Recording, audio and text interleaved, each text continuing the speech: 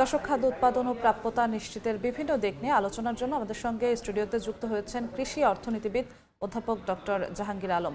Sir, এই সময় বাণিজ্যে আপনাকে স্বাগত জানাচ্ছি। ধন্যবাদ। আমরা প্রতিবেদনেও যেমনটা দেখছিলাম, প্রাপ্যতা নিয়ে আমরা কিছুক্ষণ পরে আলাপ আলোচনা করব। তার আগে একদম শুরুতেই জানতে চাচ্ছি যে আমরা দেখলাম বিশ্ব খাদ্য সংস্থার একটি প্রতিবেদনে যে বাংলাদেশ দানাদার খাদ্যে স্বয়ংসম্পূর্ণ। উৎপাদন আমাদের আসলে কি অবস্থায় আছে, পর্যাপ্ত কিনা? দেখেন, আমাদের যে উৎপাদন হয় বিশেষ করে দানাদার খাদ্যশস্য, তাতে করে চালের ক্ষেত্রে আমরা স্বয়ংভর এটা বলতে পারি। কোনো বছর যখন বন্যা হয়, খরা হয়, তখন উৎপাদন কম হয়, তখন আমাদের আমদানি করতে হয়। কিন্তু অন্যান্য বছর আমাদের চাল আমদানি না করলেও হয়। যেমন গত 2 বছর আমাদের চাল আমদানি করতে হয়নি, কিন্তু গত বছর আবার অনেক বেশি, প্রায় 15 লাখ টন চাল আমদানি করতে হয়েছে।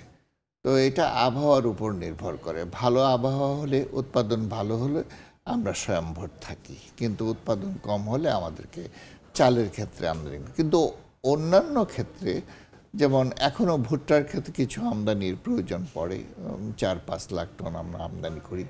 আর গমের ক্ষেত্রে তো প্রচুর আমদানি করতে হয়, প্রায় 60 থেকে 65 লাখ টন গম আমাদের আমদানি করতে হয় প্রতি বছর।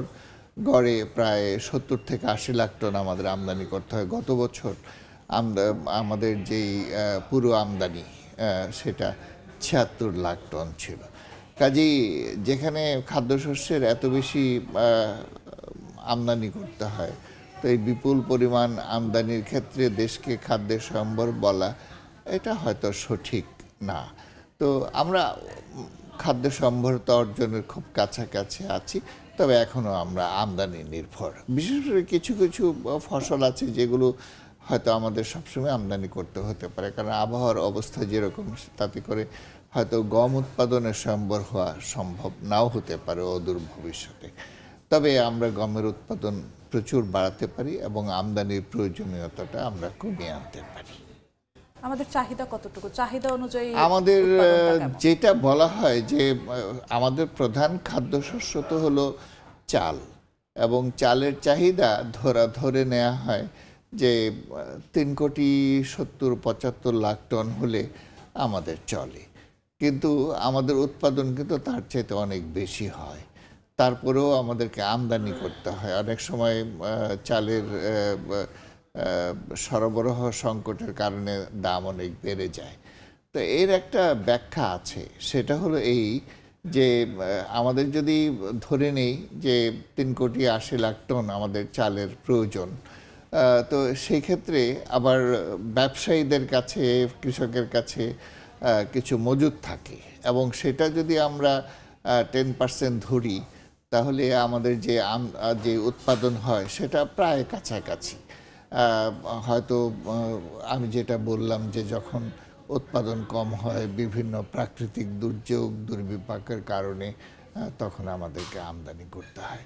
তো আমরা মোটামুটিভাবে যদি 3,80,00,000 টন থেকে 4 কোটি টন উৎপাদন যদি আমরা করতে পারি, মোটামুটি বলা যায় যে আমরা ভালো অবস্থানে আছি। আমরা ভালো অবস্থানে থাকা সত্ত্বেও সাধারণ মানুষ, আমরা প্রতিবেদনেও দেখলাম আমাদের সহকর্মীর, যে এখন পর্যন্ত স্বাস্থ্যসম্মত খাবার তো অনেক দূরের কথা, 3 বেলা খাবার জোটানো অনেকের কাছে স্বপ্ন। প্রাপ্যতাটা নিশ্চিত হচ্ছে না কেন? প্রাপ্যতাটা একটা তো হলো যে অ্যাভেলেবিলিটি, আমাদের প্রচুর অ্যাভেলেবিলিটি আছে কিনা, আরেকটা হলো অ্যাক্সেস। তো আমি তো বললাম যে অ্যাভেলেবিলিটি সবসময় একরকম থাকে না, আবহাওয়ার পরিবর্তনের সঙ্গে এটার তারতম্য ঘটে। আরেকটা হলো যে অ্যাক্সেস, প্রবেশাধিকার।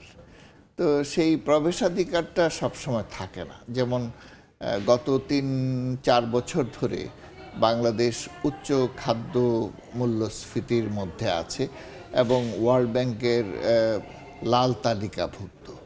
এর অর্থ হলো যে 5% উপরে, 5% উপরে যখন খাদ্যের মূল্যস্ফীতি থাকে, তখন এদেরকে লাল তালিকাভুক্ত রাখা হয়, এবং বাংলাদেশ গত 4 বছর ধরে এর থেকে বেরিয়ে আসতে পারছে না, এবং এখন খাদ্য মূল্যস্ফীতি প্রায় 8%-এর কাছে, কম বেশি 8%।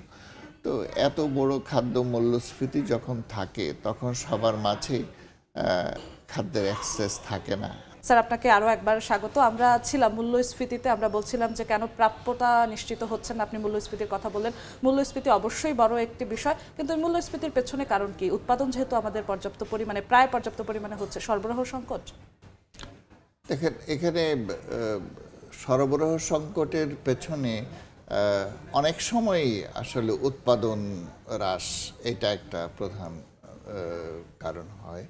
কিন্তু উৎপাদন ভালো, তারপরেও কিন্তু সরবরাহ সংকট হয়। কারণ আমাদের এখানে সবসময় বলি যে ব্যবসায়ীদের কারসাজি থাকে, এবং সেখানে সরকার যেই হস্তক্ষেপ, সেই হস্তক্ষেপটা খুব অনুভূত হয় না। তার কারণ কি? কারণ হলো যে আমাদের ব্যবসায়ীদের কাছে প্রায় 1 কোটি টন চাল মজুত করার ব্যবস্থা আছে, কিন্তু সরকার মজুত করে 20 থেকে 22 লাখ টন, সর্বোচ্চ, এর বেশি না। কাজে এত কম মজুদ দিয়ে বাজারে প্রভাব বিস্তার করা সম্ভব হয় না। কাজে প্রভাব বিস্তার করে ব্যবসায়ীরা, বাজারটা নিয়ন্ত্রণ করে ব্যবসায়ীরা। কাজে সেখানে ব্যবসায়ীরা কারসাজি থাকে এবং মূল্য বৃদ্ধি পায়। তো এটা আমাদের এই যে খাদ্য ইনফ্লেশন, এটার জন্য একটা প্রধান কারণ। এবং যখন সাধারণত খাদ্যের উৎপাদন কম হয়, তখন কারসাজি করার সুযোগটা বেশি থাকে, এবং তখন মূল্যস্ফীতিটা বেশি হয়। যেমন গত কয়েক বছর যখন প্রাকৃতিক দুর্যোগ ছিল, তখন খাদ্যের মূল্যস্ফীতি খুব বেশি ছিল, উৎপাদন কম ছিল, ব্যবসায়ীদেরও কারসাজি ছিল। তো এই বছর যেমন খাদ্যের উৎপাদন অনেক ভালো, তা সত্ত্বেও কিন্তু চালের দাম অনেক বেড়েছে। তার প্রধান কারণ হলো যে এখানে ব্যবসায়ীরা কারসাজি করছে।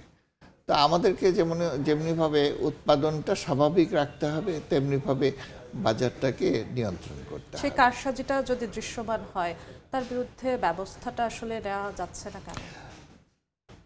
এই কারসাজির বিরুদ্ধে সরকারও কথা বলছে এবং অনেক সময় ব্যবস্থা নেওয়ার কথা বলছে, কিন্তু এটা খুব এফেক্টিভ হয় না। কারণ সরকারের মাঝেও অনেকে আছে যারা হয়তো এত বেশি গুরুত্ব দিয়ে বিষয়টাকে বিবেচনা করে না। তো আমাদের যদি খাদ্যে স্বয়ংভরতা নিশ্চিত করতে হয়, তাহলে যেমনিভাবে অ্যাভেলেবিলিটিটা বাড়াতে হবে, মানে উৎপাদন বাড়াতে হবে, এবং সেই সঙ্গে আমাদের যে বাজারটাকে মনিটরিংটা, ব্যবস্থাটা ভালো থাকতে হবে, এবং যাতে কারসাজি না হয় সেটার দিকে দৃষ্টি রাখতে হবে। এবং মানুষের আয় যদি বাড়ে, অ্যাক্সেস বাড়বে। তো কাজী মানুষের অ্যাক্সেসটা কীভাবে, খাদ্যে অ্যাক্সেসটা কীভাবে বাড়ানো যায়, সেটার ব্যবস্থা করতে হবে। বিশেষ করে লো ইনকাম গ্রুপ যারা আছি, আপনি যদি 1 মিনিট একটা পরামর্শই দিতেন যে সেক্ষেত্রে মানুষের এই প্রাপ্যতা নিশ্চিত, খাদ্যের প্রাপ্যতা নিশ্চিত করতে আসলে কোন ধরনের কি কি পদক্ষেপ সুস্পষ্টভাবে নেওয়া সম্ভব? প্রথমত যে উৎপাদন বৃদ্ধি করতে হবে, দ্বিতীয়ত হলো বাজার মনিটরিংটা জোরদার রাখতে হবে এবং বাজারে যে কারসাজি, এটাকে বন্ধ করতে হবে। তৃতীয়ত হলো যে যখন অ্যাভেলেবিলিটিটা কম থাকে, তখন দ্রুত আমদানির ব্যবস্থা করতে হবে।